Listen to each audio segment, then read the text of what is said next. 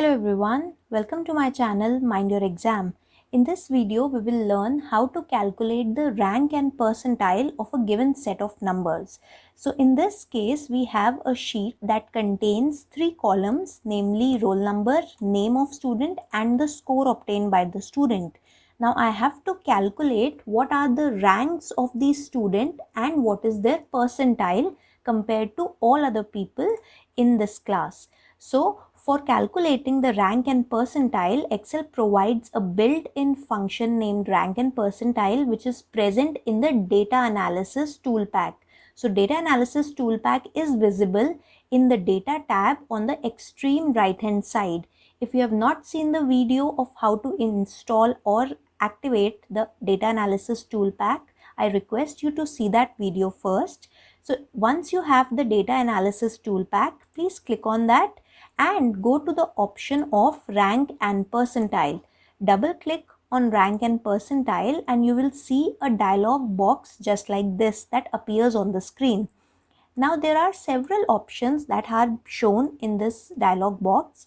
In the input range, you have to specify the set or the range of numbers for which you have to calculate the rank and percentile. So I select only the score column because this is the data for which I have to calculate my statistics. Okay. Now since this data of score is present in the form of a column, I have selected the first option, that is group by column, and I have ticked the checkbox that is across the labels in first row. So if I would not have selected the first cell, that means the label which has the word score in it, then I would have not tick marked this checkbox.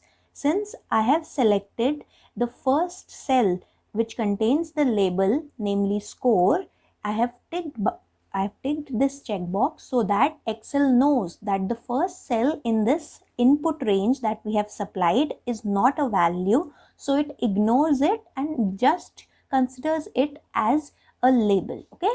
Now in the output range, you have to specify the cell where you want to get the output. I want to get my output in the cell E3. In case you want to get your output in a new worksheet, then you will select the second option.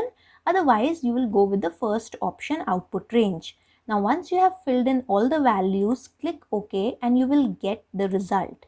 Now, the result basically shows that 0.8, the first row contains the value point is equal to 8. That means the 8th observation, which is Zach containing the score of 92, has the first rank and 100 percentile.